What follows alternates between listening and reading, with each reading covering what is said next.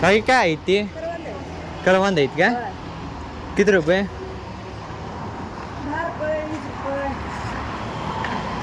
10ची करा की.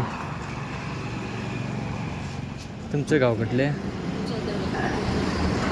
डोंगरात नांदते असा. कितला जाते आता सकाळी काढा? 6ला. हां हां, ती तुमची पोरगी काय? किती वेळ आहे?